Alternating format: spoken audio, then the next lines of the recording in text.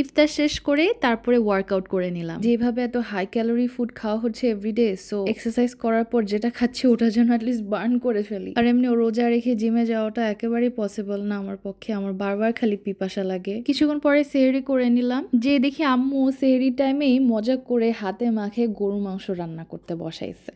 কষানোর টাইমে যে ফ্লেভারটা আসে, কালারটা দেখো খালি। মাংস কিন্তু সিদ্ধ হয়ে গেছে। এই টাইমে যে কষানো হয় না, একটা মাংস উঠায় খেতে কিন্তু এই টাইমটা অনেক ভাল লাগে।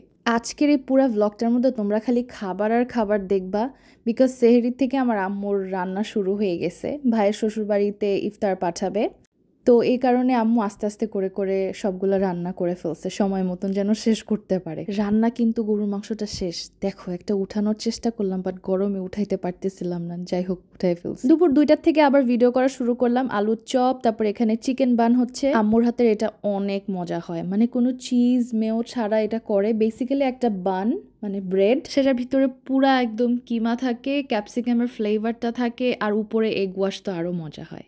যাক, এখানে রান্না করতেছিলে চিকেন চাপ। বাই দ্য ওয়ে, এই আলুর চপের রেসিপি কিন্তু তোমাদের সাথে শেয়ার করা হয়েছে। বিফ দিয়ে যে আলুর চপটা করে ওটা আছে। তারপরে চিকেন রোস্ট রান্না করতেছে। আমার না এই যে উপর দিয়ে যে সাদা সাদা দেখতেছো না, এগুলো গুঁড়া দুধ। এই টাইমটায় না আমার রোস্ট রান্নাটা দেখতে ভীষণ ভালো লাগে। মানে রোস্টের একটা অ্যারোমা আসতে থাকে, তার সাথে গুঁড়া দুধটা দেওয়ার পর আরেকটা কিরকম ক্রিমি একটা অ্যারোমা আসে, মানে বেশ ভালো লাগে।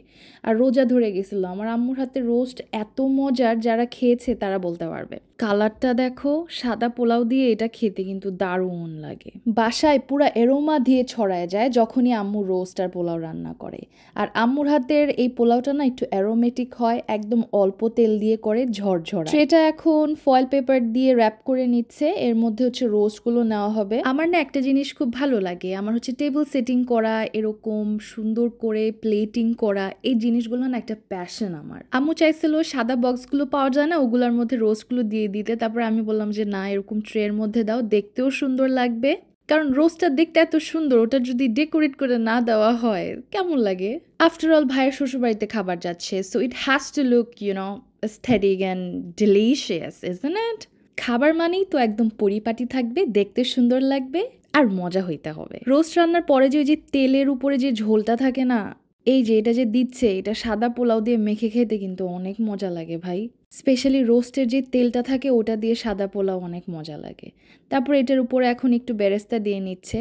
আম্মু দেওয়ার পরে বলতেছিল যে হয়েছে, আম্মু যে না আরও বেরেস্তা দাও। মুঘল খাবারগুলা মানেই তো ফুল অফ বেরেস্তা থাকতে হবে, তাই না? এটা রোস্ট হোক, পোলাও হোক, গরুর মাংসই হোক, যেটাই হোক। পোলাওটার উপরে একটু র্যাপ করে দেওয়া হচ্ছে, লাইক গরম গরম থাকে যেন।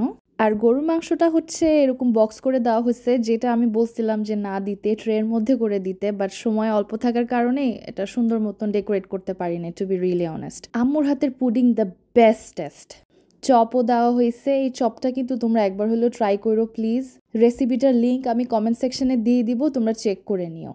আর এই যে দেখো চিকেন বান, এটা literally full of chicken inside with capsicum. এটাও ডেকোরেট করার সময় পাইছিলাম, সুন্দর করে হচ্ছে ট্রের মধ্যে করে দেওয়া হয়েছে। হালিম ছিল, ফ্রুটস ছিল, ওগুলার ভিডিও করতে পারিনি বিকজ আজান দিয়ে দিছে। এখানে আমি আমার প্লেটিংটা করে নিচ্ছি। আলহামদুলিল্লাহ সবগুলো এত মজা লেগেছে। আর এই রোজা রেখে আমার মা কিভাবে যে এত মজা করে রান্না করতে পারে, আমি তো মানে এক জায়গার চেয়ার আরেক জায়গায় রাখতে যেয়ে আমার পিপাসা ধরে যায়। সে জায়গায় আম্মু এত বড় ফেস্ট গুলো যে কিভাবে করে রোজা রেখে, মাশাল্লাহ মারা এমনই মনে হয়। এই চপটার ভিতরে পুরো বিফ কিমা দিয়ে ভরা, পোলাও দিয়ে বেশ লেগেছে কিন্তু।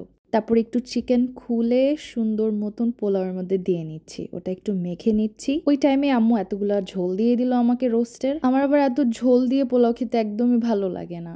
পোলাওটা সাদা থাকবে, রোস্ট একটু নিয়ে মেখে লোকমা করে খাবো, ওটা ভালো লাগে, বাট এতগুলা ঝোল দিয়ে দিল আমাকে। চিকেনটা এত টেন্ডার ছিল।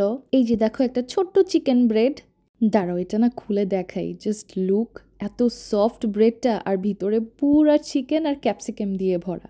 আর আমার কাছে তো এই টাইপের ব্রেডগুলোর উপরে যে এগ ওয়াশ দেয়, দেখো উপরে কালারটাই তো সেরকম লাগে এগ ওয়াশের জন্য। নামাজ শেষ করে গল্প করতে বসলাম আর হাতে 1 কাপ চা নিয়ে নিলাম। এইটা দেখো কি সুন্দর না? কোথা থেকে নিয়েছি কমেন্ট সেকশনে দিয়ে দিব। কথা বলতে বলতে ভিডিও শেষের দিকে চলে আসলাম। আজ তাহলে যাই। Thanks for watching. Bye bye.